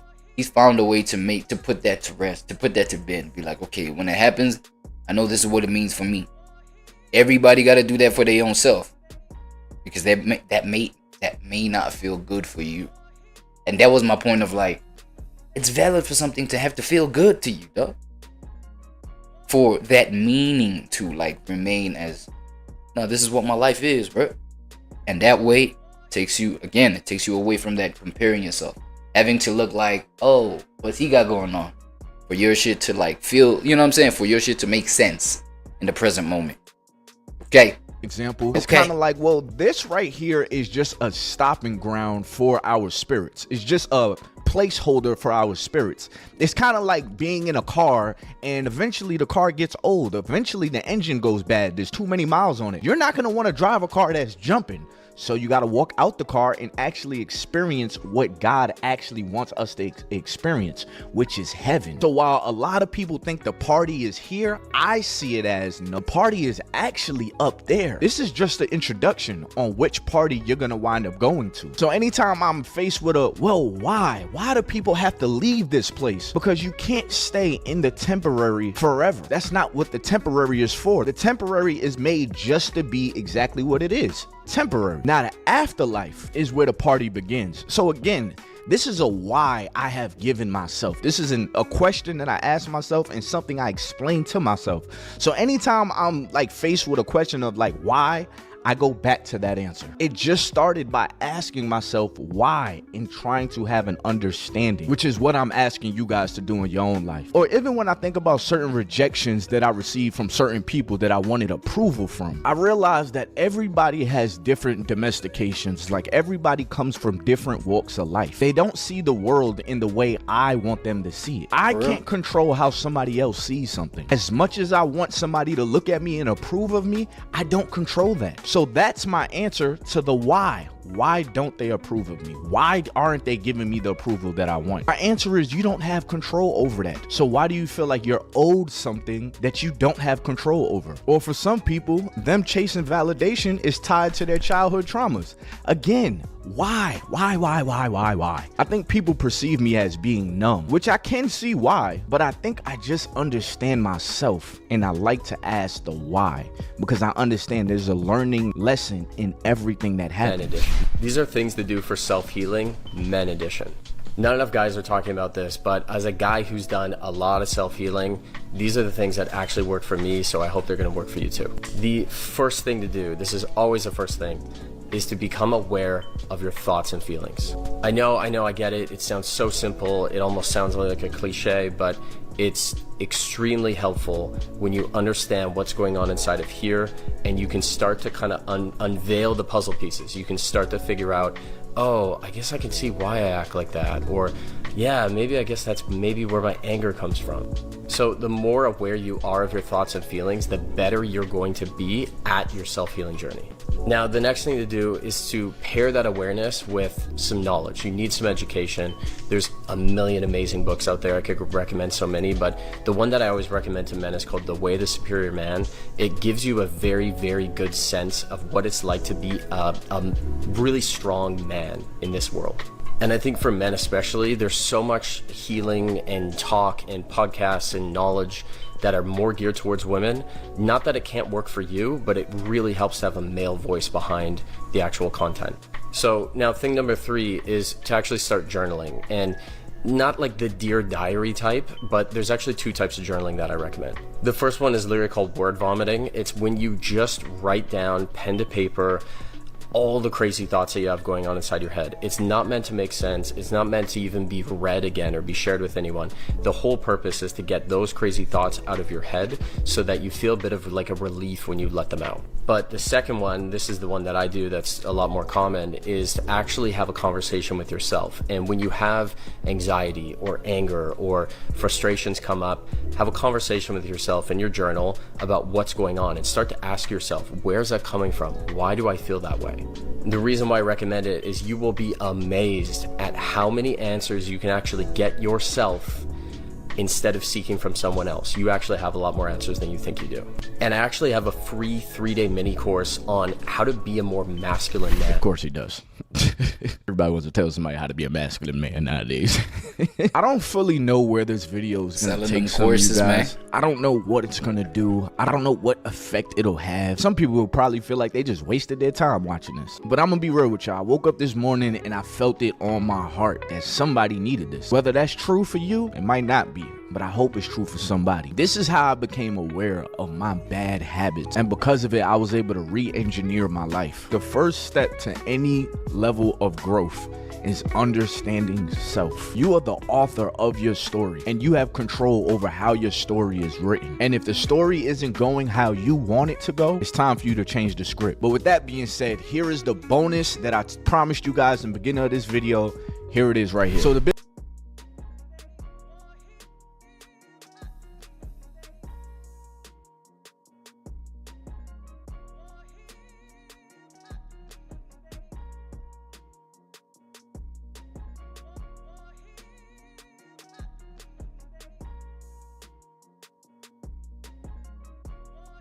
that producer, Sunny Digital, who's also a rapper. I think he got signed to Generation Now, which is what's poppin', yo. They decided to cook that man, that producer, Sunny Digital, who's also a rapper. I think he got signed to Generation Now, which is the same record label that Uzi's been on. He's worked with that record label for a very long time, but as a rapper, that's a different story. And he's been trying to make him being a rapper into a career for quite a while. But he said something the other day that got all of Twitter X turning against him, and that had to do with money. First off, he started off, and this is all September 22nd. This has been going on for several days now. And he said, I hate that people think Spotify monthly listeners defines people's career. Do you know how easy it is to buy fake streams? Furthermore, if some of these people were really streaming crazy like how y'all think, then why nobody in real life know these people? This is where you get out of touch, delusional, and hell, it could be a lot more than that. Because he retweeted somebody saying, man, millions of streams cannot get hard ticket sales. Well, let's just take Russ as an example. Every time you see a post from him, or not from him, about him on a traditional hip hop page, they're all saying, never met a single person that listens to this guy. Who even knows who this guy is? Never heard of him. Never heard anyone play a Russ song. So yet he's got the number. Bro, I made a powerful point about Russ earlier on in the stream. Do your homework. So I know, homie. You know what I'm saying? And he's got people in his shows selling hard tickets across the world. It's just people not getting out of their own bubble and thinking the world is smaller than it is. There are artists that are making a killing that we have never heard of. Like, for example, what's an example of these guys? If you guys know who they are, Neffix, Neffex. Dude, nobody in hip-hop knows about these guys. I mean, there's probably going to be like 3 people in the comments that know about them. Or I think they were a duo and now it's one guy or something. These guys are feasting on music. They're making more money off of music than your favorite rapper. You've never heard of them. And they don't really do shows like that. And they're streaming, and the streams are real, and people are fans of them. That's just one example. I could bring up 15 examples, if not more, if I just took the time to pull them out. I'm just pulling stuff out the top of my head. Let's just take another example. There was this rapper called Jake Hill. He's got, what do you call it? I don't even think and some of these people have never done shows and they don't care to do shows. Yeah, this guy Jake Hill, he's got 1.6 million monthly listeners. He's got multiple songs with hundreds of millions of streams. He's got, I think, one song with 200 million, and these are real streams. He's consistently had these numbers for years, and the YouTube numbers also follow it. And he has another profile, I believe, where he makes country music that's got like 500 or 600,000 monthly listeners. So this guy's doing, and he has, I think, another artist profile called, I think it's Lil Revive. Is that it? I don't know. But this guy's got different artist like personas and styles of music that he does. And overall, he's got maybe like 3 million monthly listeners. I don't think this guy's ever done a show. I don't know if he will ever do a show because he doesn't have to. So this is 2 examples, and nobody's ever heard of these guys. And like I said, I can keep bringing up examples. And this is just rap. These guys are rappers. Sunny Sonny Digital then goes on to say something completely false and says, let's just say I got 1 million monthly listeners on Spotify. That's only about $4,000 a month. That's having motion? Well, you're getting a lot. You're getting more. It depends on the split, but let's say that what's being generated by 1 million monthly listeners, the revenue is a lot more than $4,000. Maybe he's talking about 1 million streams, but that just goes to show Sonny Digital is in music. This guy's been a producer. This guy is a rapper, and he thinks 1 million monthly listeners is about $4,000 a month. And then, yeah, somebody says 1 million monthly is more than 4K. Maybe 1 mil on one song is 4K, but I had 400K monthly listeners at one point and had a $10,000 check in my DistroKid. And then he says DistroKid doesn't just pay out for Spotify. Remember, all streaming platforms are put into one check. So while what you saying may be true, you have to account for Apple Music, Tidal, Napster. Yeah, that's true. Serious? Tidal and Napster ain't. I guess people don't think. I guess people don't think about it that deeply. They don't. There's some things they don't take into consideration, and it would really help for them to take into consideration. Type shit, right? Ain't paying you a damn thing. Deezer ain't paying you a damn thing, especially if you're not a French artist or from one of the regions that stream through there. I mean, what is he talking about? It's mostly Spotify and Apple Music. So that is what it is. And then he talks about some people Apple Music doing crazy. So he's just coping right now. He doesn't want to admit that he's wrong about the Spotify monthly listeners number. I know. He said, don't be fooled and think people are living off of 1 million monthly listeners. There are people living off of 250,000 monthly listeners. This guy is just, he's so out of touch, and you got to keep in mind, Sonny Digital came into the game not only as a producer, but he came into the game when money was getting flung around. Yo, shout out my boy Mac Moolah. That's why doing your homework is a very, you know what I'm saying? It's something very important. Very, very important to consider. Do your homework. Niggas is, you know what I'm saying? It's a lack of knowledge, lack of understanding about like some things. Niggas don't do deep dives. You feel me? They don't deep dive. I don't think Sonny Digital wants to accept the reality that there are artists that are not doing shows, they're not collaborating with other people, they're just in their room and they are making bread.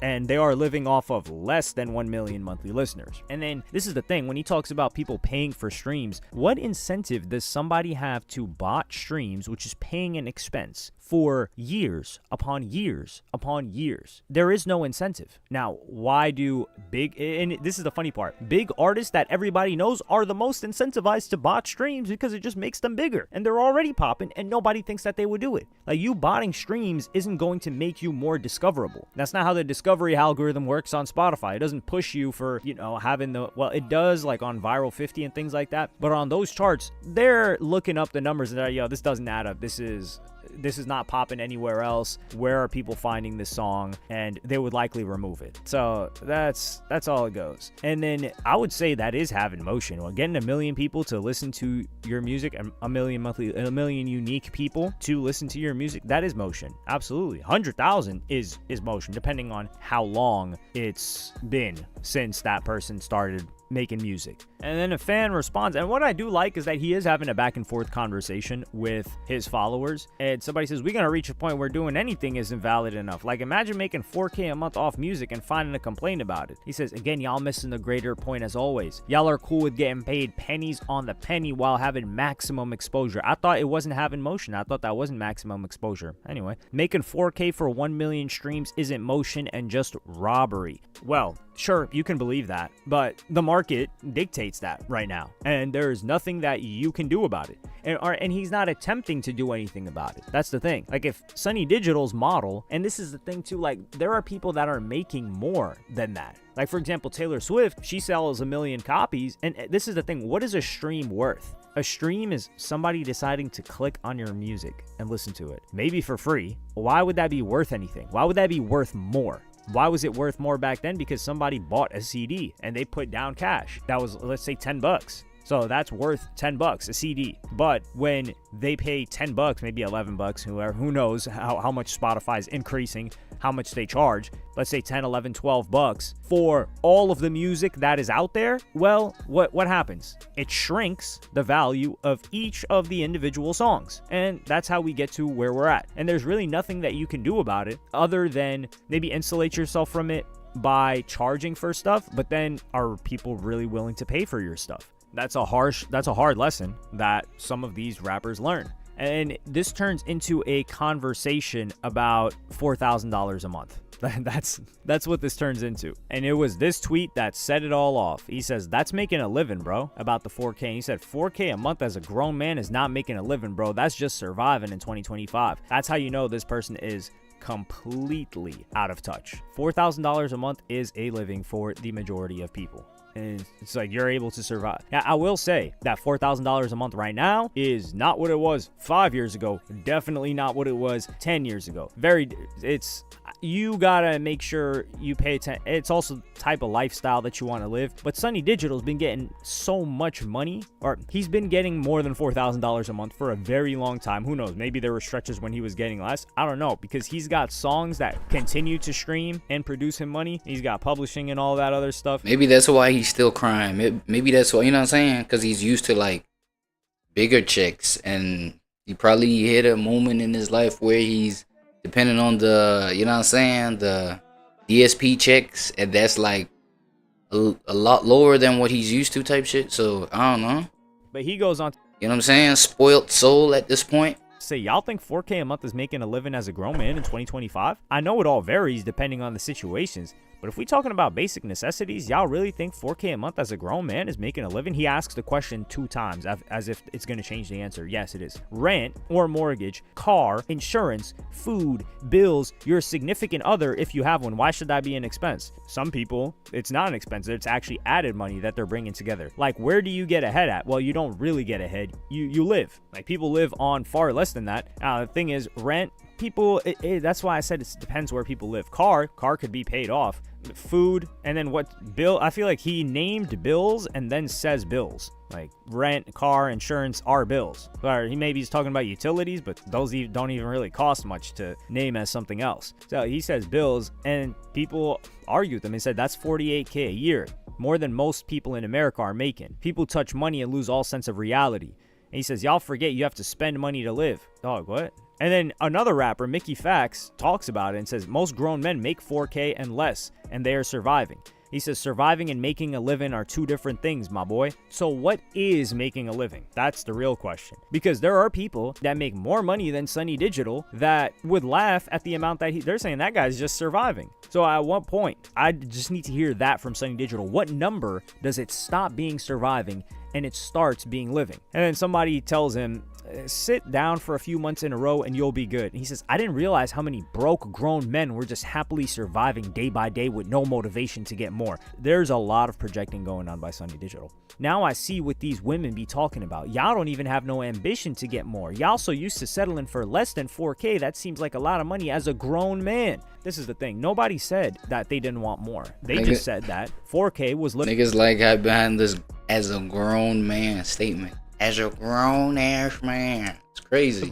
It's more than the average or the mean. I think it's actually less now. Isn't the median like 60K or something? Look at this grown men that like struggle to even live sensibly with that 60K, bro.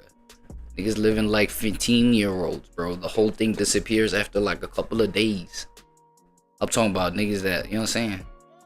But I don't know how it is like in the West over there, bro. You know, I am where I'm at, so you know, stuff is a whole lot crazier this side. So, I don't know what I'm saying. Either way, globally, it is a lot, but I don't think you can take global numbers because a lot of people's income is tied to their location. So maybe someone is top 1% or 10% globally if they make 50K USD, but if they can only make the 50K USD in the US, then that global number doesn't matter. Now, if the person can make 50K USD annually remotely, then you're talking a different story. But here, people can have ambition and so on. And this is the thing. People can have ambition in different ways. Like, let's say someone says, okay, well, my lifestyle cost me $2,800. I can save an extra $1,200 per month. And now I have plenty of time to have ambition towards other things. Maybe the person likes to build stuff. Maybe the person's a very competitive snooker player. Is that what they call in the UK? Or a pool player or a bowling player. And he wants to spend more time doing that. So ambition can manifest in a lot of different ways than just money. Or maybe the person wants to have a really big family. And they're like, you know what? I want to teach our kids. I want to assist my wife or significant other, whatever the situation is, and have a lot of kids. And we have enough money. I've calculated it, and we're going to have another 1,000 left, or who knows however much left. There are a bunch of different situations, and I don't like the idea that the attachment of ambition is money. I do not like that whatsoever, and I completely disagree with that, because like a lot of professors, a lot of researchers, the people that bring us breakthroughs, their ambition is not money. They're just like, okay, I need enough money from some rich dudes that I can continue to do my research, and that's all they're thinking about. Yet they're the ones that are giving us breakthroughs that are changing our lives. And I don't want to say music isn't changing our lives, but let's keep it real. Trap music did not heal anybody. It did not take anybody out of the grave. But let me know what y'all think about this in the comments. Does Sunny Digital have a point? I personally... Nah, Sunny Digital is a spoiled brat as a grown man. Now, listen, I just want to... Wait. I want to try and record my screen so that I can try and take that screen recording and see if I can't broadcast that on Facebook. Right? A little bit of something, so... Bear with me. I'll just go ahead and call this the intermission. Fuck it. Right? This is the intermission. Fuck it. Let's go for it.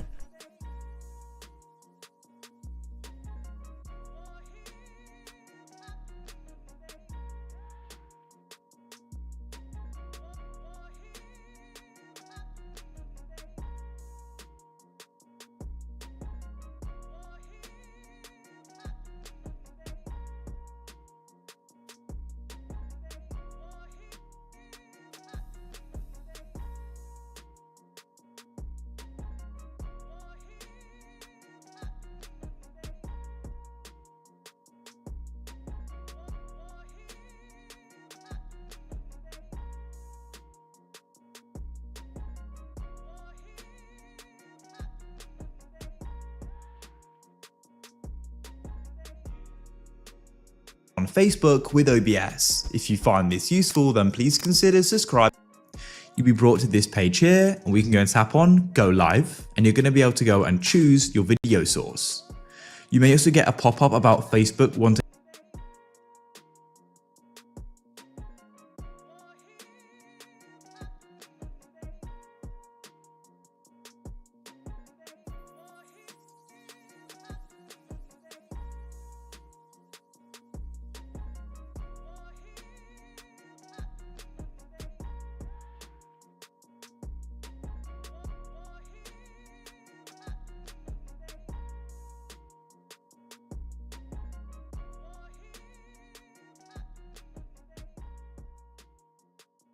to access your camera and microphone, just click on Never Source.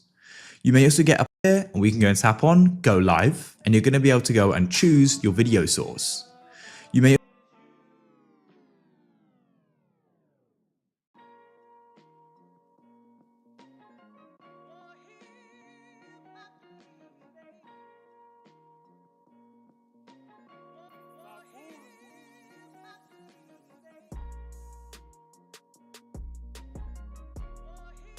You also get a pop-up about Facebook wanting to access your camera and microphone. Just click on Never Allow, as we're going to be using OBS. Select streaming software. You're now going to go and be given this key. Be extremely careful with what you do with this key, as it is private.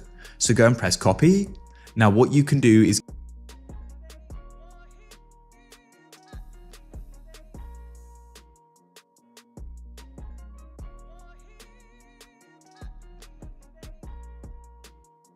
come to OBS, go to the bottom right and click on settings, then go to the left and click on stream. Oh, that's not what I want. Bro, I did it before, Doug.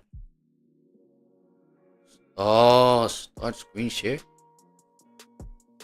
that it? Okay. OBS. Okay. Please check your computer settings to allow permissions. Try again. Where do you do that? Where do you do that?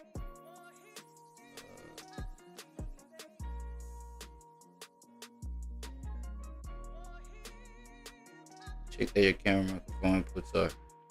But where do you do that, nigga? Don't allow this camera access, bro. Let me see something though.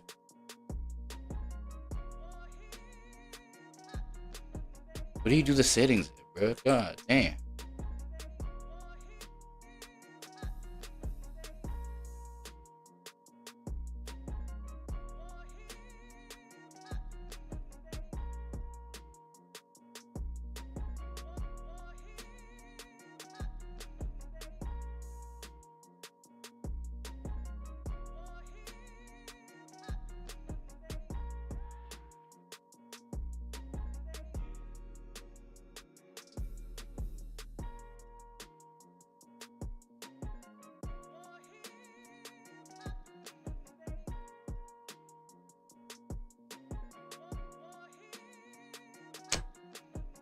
Oh,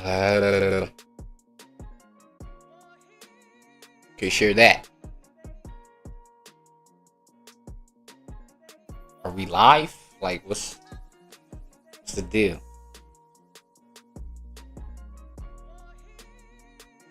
I don't get it. All right, cool. Now where we at with it?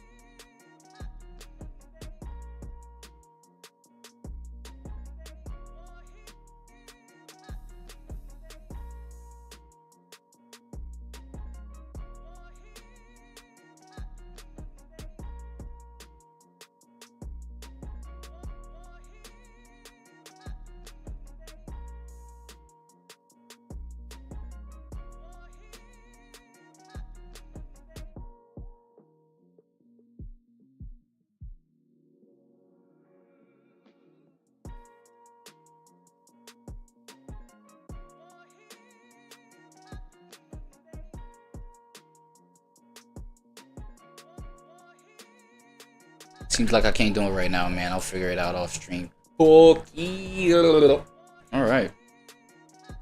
I posted something up, right? I queued something up that goes with the title of what I got going on right here. Did I even? Nah, fuck. Yeah, I queued it. My bad.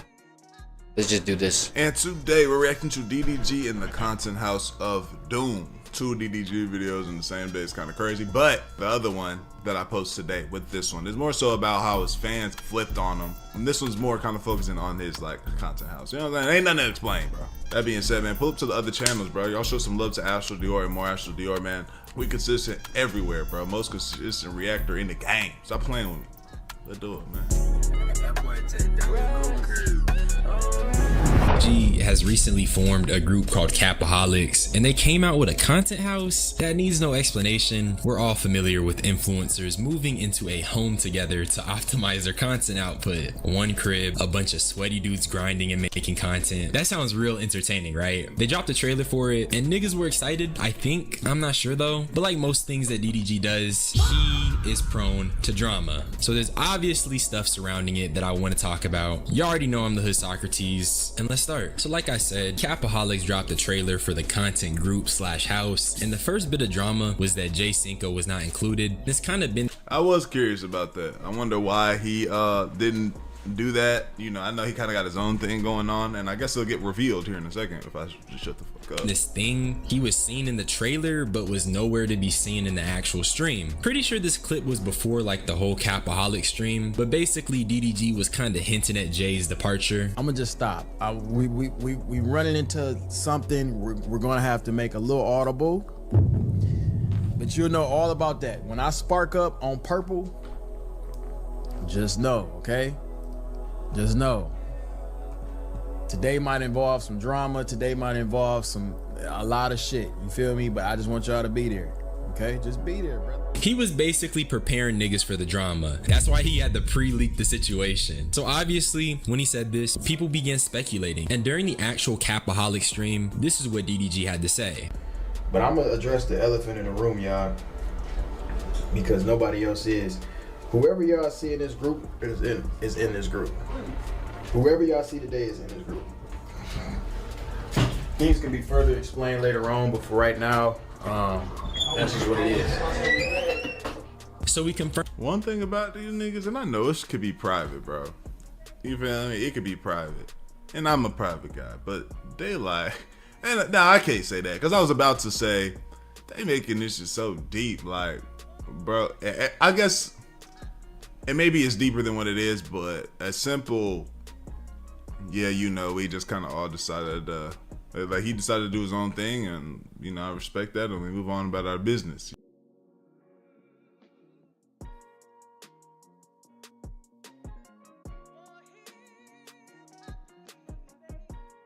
I'll add that video in here depending on how I'm feeling. If the answers don't feel revealed enough. In the group was this. Reader, man. We got a Rich Reserve, we got the King's Cognac, we got T.O.'s Classic, make it a double. We got Frost Lime, we got the Wizard's Way, man. What type of drinks y'all want? Oh, that's hard. Double dub. That's all I need, bro. Yeah. And he ain't fixed the mic yet, did he?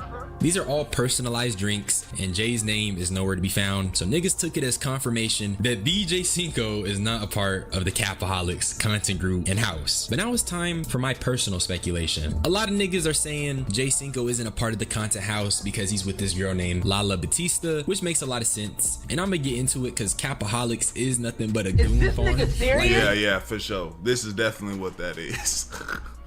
I saw a clip of Dub. Apparently he got a girl. There's a girl there. He was out there filling up on her ass and some more junk. This is all that is. Especially with these guys, this is going to be very much so.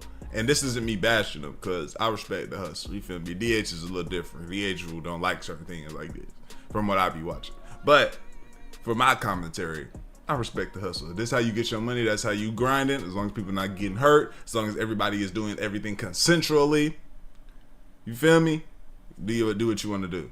You know what I'm saying? Really, that's not hyperbole. It's goon farming. They were saying that Jay CINCO was coochie whipped and that he doesn't want to be around that environment while having a